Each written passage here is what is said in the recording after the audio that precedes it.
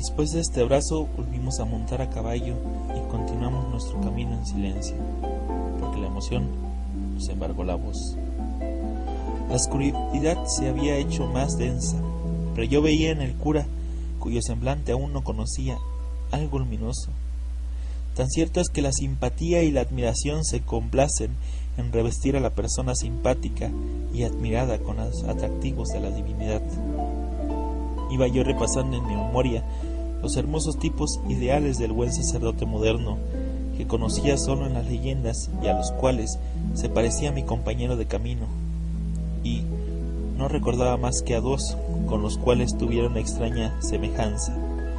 El uno era el virtuoso vicario de aldea, de Enrique Schosque, cuyo diario había leído siempre con lágrimas, porque el ilustre escritor suizo ha sabido depositar en los raudales de inmensa ternura y de dulcísima resignación.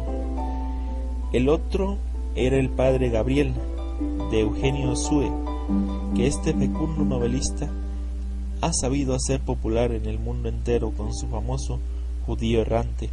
En aquella época aún no había publicado Víctor Hugo Los Miserables, y por consiguiente no había yo admirado la hermosa personificación del Monseñor Mirel, que tantas lágrimas de cariño ha hecho derramar después. Verdad es que conocía la historia de varios célebres misioneros, cuyas virtudes honraban al cristianismo, pero siempre encontraba en su carácter un lugar que me hacía perder en parte mi entusiasma veneración hacia ellos. Sólo había podido, pues, admirar en toda su plenitud a los personajes ideales que he mencionado.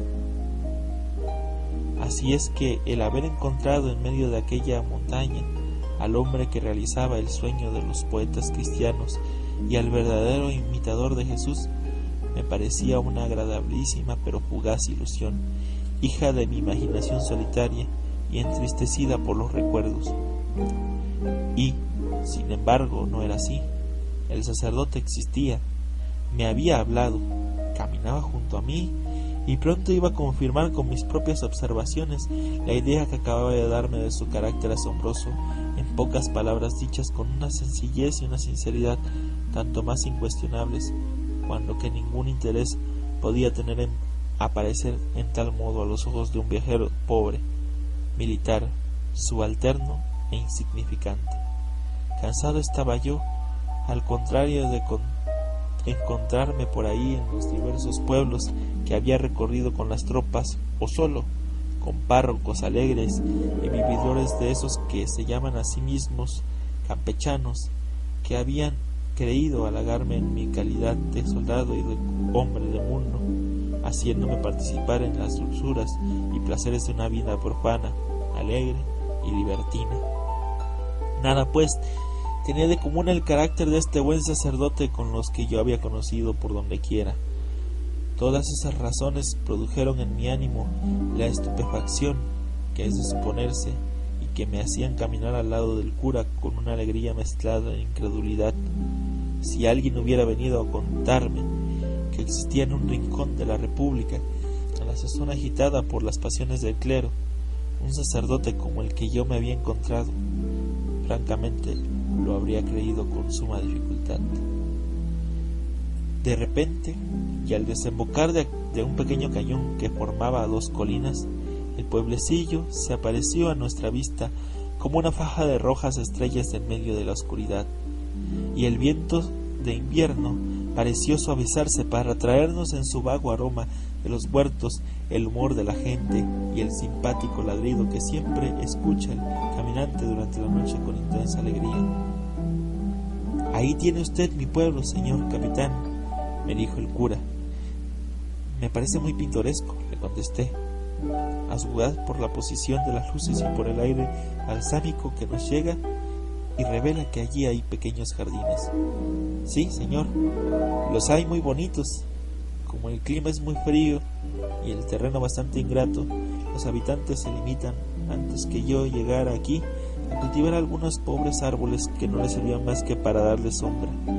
Unas cuantas y tristes flores nacían enfermizas en los cercados, y en vano se hubiera buscado en las casas la más común hortaliza para una ensalada o para un puchero. Los alimentos se reducían a tortillas de maíz, frijol, carne y queso, lo bastante para no morir de hambre, ni aún para vivir con salud, pero no para hacer más agradable la vida con algunas comunidades tan útiles como inocentes. Yo les insinué algunas mejoras en el cultivo, hice traer semillas y plantas propias para el clima, y como los vecinos son laboriosos, ellos hicieron lo demás. Jamás un hombre fue mejor comprendido que lo fui yo, y era de verse el primer año, como hombres y mujeres, ancianos y niños, a porfia, cambiaban el aspecto de sus casas, ensanchaban sus corrales, plantaban árboles en sus huertos, y aprovechaban hasta los más humildes rincones de la tierra vegetal para sembrar allí las más hermosas flores y las más raras hortalizas. Un año después, el pueblecito, antes árido y triste, presentaba un aspecto risueño.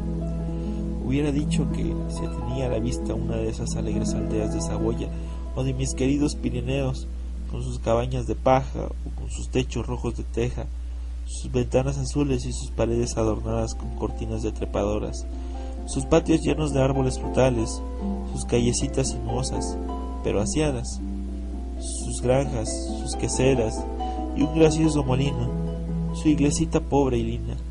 Si bien esta, escasa de adornos de piedra y de altivos pórticos, tiene en cambio, en su pequeño atrio, esbeltos y copudos árboles, la más bella parietaria en guirnaldas su humilde campanario, con sus flores azules y blancas, su techo de paja presenta, con su color oscuro, salpicado por el musgo, una vista agradable.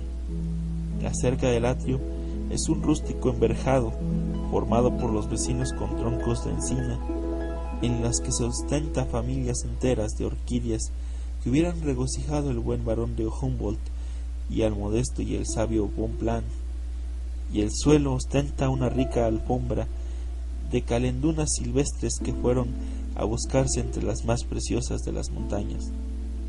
En fin, señor, la vegetación, esa incomparable arquitectura de Dios, se ha encargado de embellecer esa casa de oración en la que el alma debe encontrar por todas partes motivo de agradecimiento y de admiración hacia el Creador. De este modo, el trabajo lo había cambiado todo el pueblo, y sin la guerra, que ha hecho sentir hasta estos desiertos su devastadora influencia, ya mis pobres feligreses menos escasos de recursos habrían mejorado completamente situación.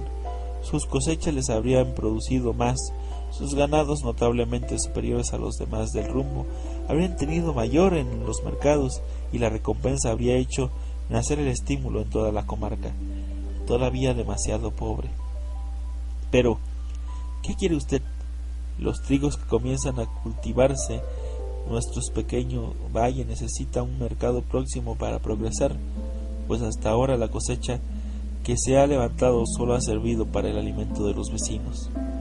Yo estoy contento, sin embargo, con este progreso, y la primera vez que comí un pan de trigo y maíz, como en mi tierra natal, lloré de placer, no solo porque eso me traía a la memoria los tiernos recuerdos de la patria, sino porque comprendí que con este pan, más sano que la tortilla, la condición física de estos pueblos iba a mejorar también. ¿No opina usted lo mismo? Seguramente, yo creo, como todo el que tiene buen sentido, que la buena y sana alimentación es ya un elemento de progreso. Pues bien, continuó la cura, yo, con objeto de establecer aquí esa importantísima mejora, he procurado que hubiera un pequeño molino, suficiente, por lo pronto, para las necesidades del pueblo. Uno de los vecinos más acomodados tomó por su cuenta realizar mi idea. El molino se hizo, mis feligreses comen hoy pan de trigo y de maíz. De esta manera he logrado abolir para siempre esa horrible tortura que se imponían los pobres mujeres moliendo el maíz en la piedra que se llamaba metate, tortura que les fatiga durante la mayor parte del día, robándoles muchas horas que podían consagrar a otros trabajos y ocasionándoles muchas enfermedades dolorosas, aparte de la incomodidad que sufren cuando se hallan encinta o aún criando a esos niños.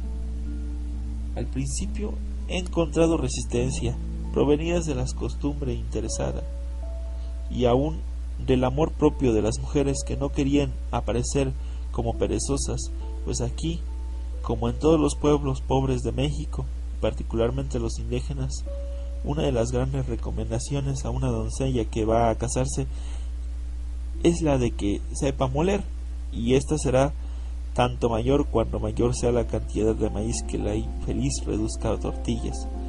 Así se dice: fulana es muy mujercita, pues muele un almud o 2 almudes sin levantarse. Ya usted supondrá que las pobres mujeres, por obtener semejante elogio, se esfuerzan en tamaña tarea que llevan a cabo, sin duda alguna, merced al vigor de su edad, pero que no hay organización que resista semejante trabajo y, sobre todo, a la penosa posición en que se ejecuta. La cabeza, el pulmón, el estómago se resienten de esa inclinación constante de la molandera.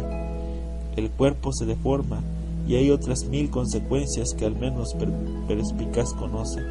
Así es que mi molino ha sido el redentor de estas infelices vecinas, y ellas lo bendicen cada día, al verse hoy libres de su antiguo sacrificio, cuyos funestos resultados comprenden ahora al observar el estado de su salud y al aprovechar el tiempo en otros trabajos.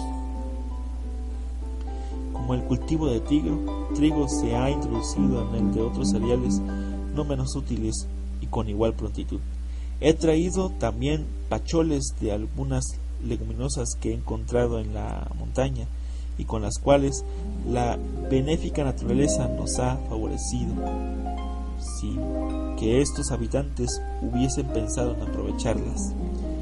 En cuanto a árboles frutales, ya los verá usted mañana.